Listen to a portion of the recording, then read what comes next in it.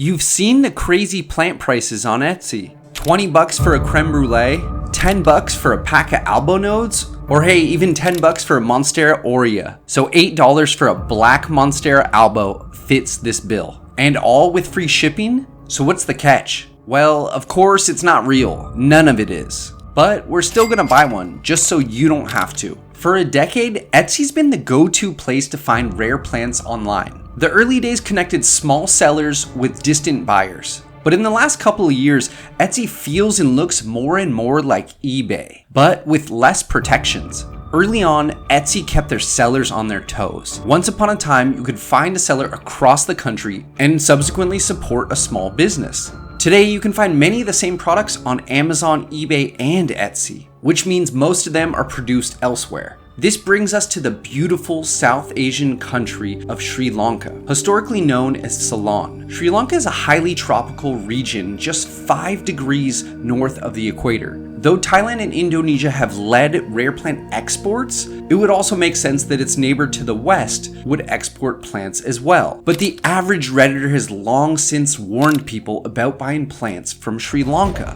The deals always seem too good to be true, and that's because they are. Not even the reviews are real. The fraudulent reviews drive more traffic to the listing and subsequently creates more sales. And they also see Etsy and they think, oh, Etsy will protect me. It's not always the case. Etsy then unknowingly uses scarcity and popularity tactics, such as 80 of these units have been sold in the last 24 hours. This fuels confidence and this drives more sales. This single scammer we're looking at has pocketed around $1,000 a day and has been doing it for about a month without Etsy intervening at all. Since we've been monitoring them for about a week, they've sold 300 different plants, and that skyrockets their sales numbers and helps create more demand and more confidence in their shop. The more people that fall for a scam make the more people trust that this seller is safe. This Redditor explains that they were waiting for the sales numbers to increase on the shop they wanted to buy a plant from, and the reviews did go up, as well as the sales numbers, but they never received their plant. Most of the scams on Etsy run the same way. They all use stolen photos from the internet. Try and use reverse image search to try and figure out where these came from. For instance, this Black Monstera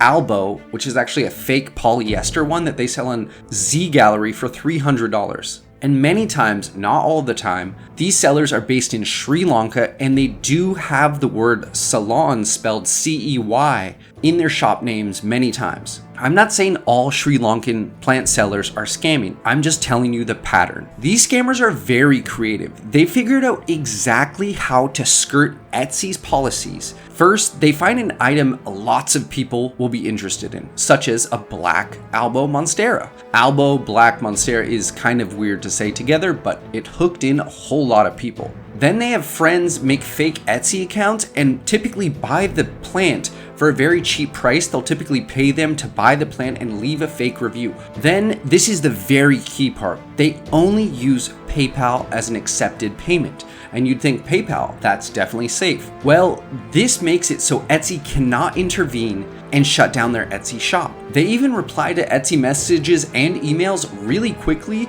to make sure their seller status and their plant shop status remains elevated. Then they make the cost of the item small enough so the average person wouldn't mind spending the $8 on it and probably aren't gonna chase them down for it. They're down to take the risk and just see what happens. Then they set the shipping window on Etsy to the maximum allowable shipping duration. This makes it so no one can even leave a review on the item for possibly months into the future. Finally, another kind of ingenious thing they've done is on the PayPal side, they have multiple fraudulent accounts or multiple people receiving the payments from a singular Etsy store. And as the PayPal disputes come in, because that's the only way to get your money, they begin swapping out the different PayPal accounts to make sure that the scam perpetuates. So Etsy knows of no wrongdoing, and they don't seem too concerned about it. So we tested this out ourselves, and we bought an $8 Black Albo Monstera. We paid with PayPal goods and services, but within a few hours, the seller actually canceled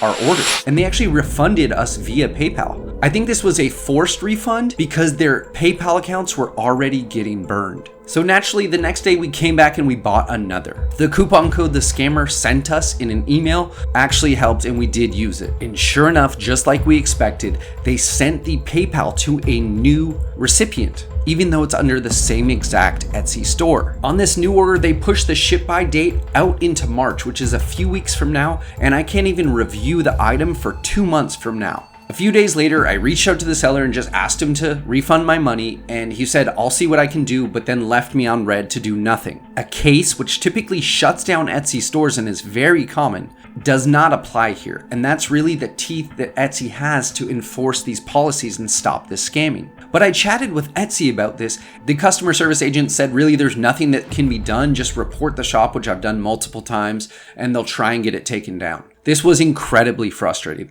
And also, to make it worse, the seller has hid their tracks incredibly well. I found a few aliases and even profiles that match the exact location in Sri Lanka where this person's supposed to be and their exact first and last name, but it could be an alias. It's not worth potentially exposing an innocent person. Even both the PayPal email addresses that I got from sending them the payments came back nothing. Because of people like this, Etsy feels like it's no longer a safe place to buy plants. And many of these similar shops also operate on eBay. They're selling $7 or $8 nodes of variegated Monstera, and they typically are based in Sri Lanka and have very little reviews or feedback. I'm definitely a part of the problem by sending my $8. I fell into the common mentality trap of it's just $8, it's not a big deal, I'll risk the $8 and see what I get in the mail. But adopting this mentality perpetuates the bad behavior. So if it sounds too good to be true, it probably is. And if you like this video, please click the like button down below and consider subscribing. Have a great day.